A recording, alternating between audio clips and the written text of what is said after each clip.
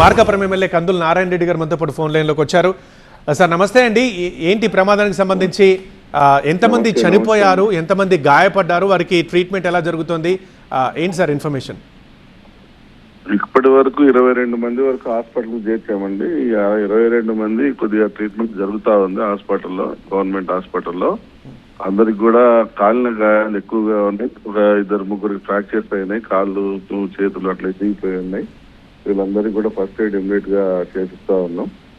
బస్సులో క్లీనర్ అయితే ఇప్పుడు ఇక్కడే ఉన్నాడు, క్లీనర్ కూడా. ఆ క్లీనర్ కూడా గాయాలు బాగా అయి ఉన్నాయి. క్లీనర్ చెప్పడం దగ్గర బస్సులో 50 మెంబర్స్ వరకు ఉన్నారు సార్ అని చెప్తా ఉన్నాడు. అంటే 22 మెంబర్స్ అనేది ఇప్పుడు ఈ హాస్పిటల్ రావడం జరిగింది. 22 మెంబర్స్ వచ్చారంటే ఇంకా దగ్గర 28 మెంబర్స్ వరకు డెత్ అయి ఉండొచ్చేమో అని చెప్పి అనుకుంటా ఉన్నాం.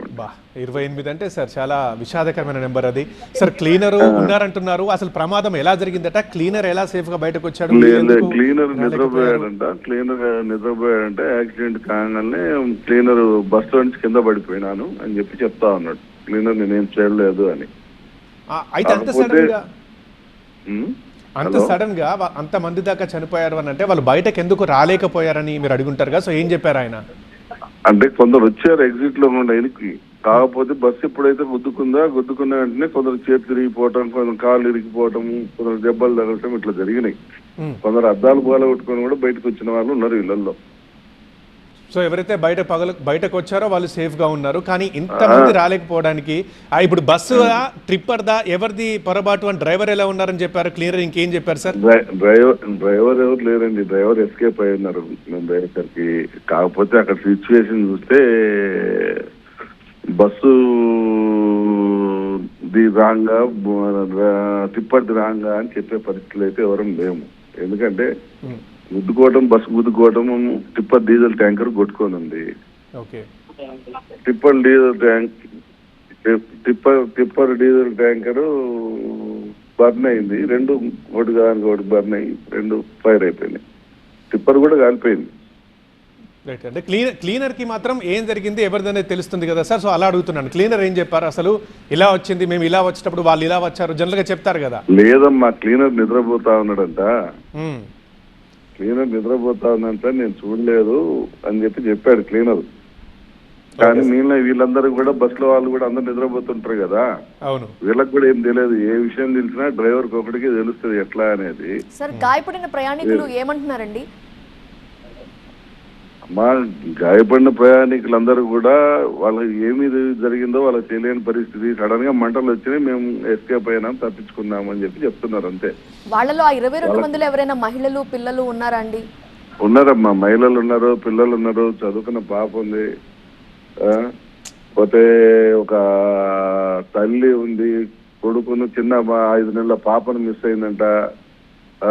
పాప మా హృదయ విదారకంగా ఏడుస్తా ఉంది. పోతే వాళ్ళ హస్బెండ్ పాపనిచ్చి పంపించిందంట. కానీ వాళ్ళేమో ఆ పాప హస్బెండ్ ఇద్దరు బయటికి రాలేదు, నేను ఒక్కదాన్ని వచ్చేసినానని చెప్పి అమ్మాయి ఏడుస్తా ఉంది పాపం.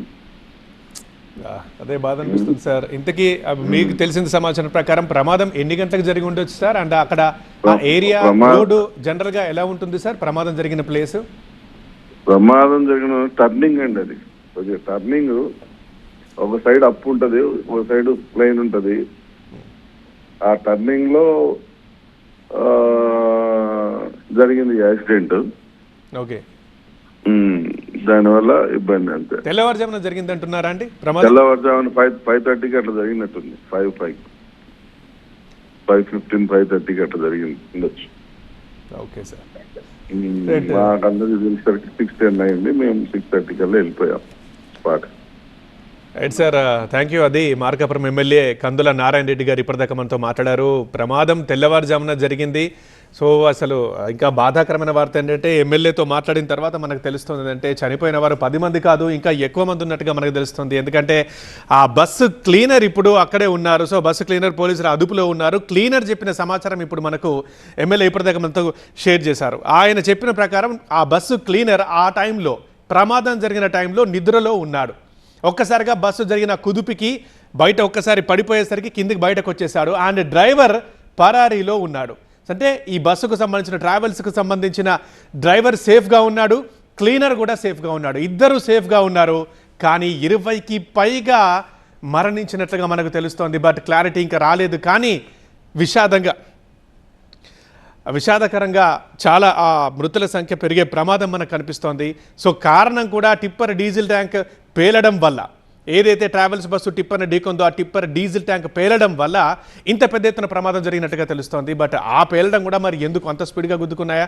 సో ఇప్పటిదాకానైతే ఎమ్మెల్యే చెప్పిన సమాచారం ప్రకారం తెల్లవారుజామున బస్సు ప్రమాదం జరిగింది. ఆ టైంలో మరి ఏం జరిగిందనేది పరారీలో ఉన్న డ్రైవర్ మాత్రమే దానికి కారణం చెప్పగలుగుతాడు. సరే.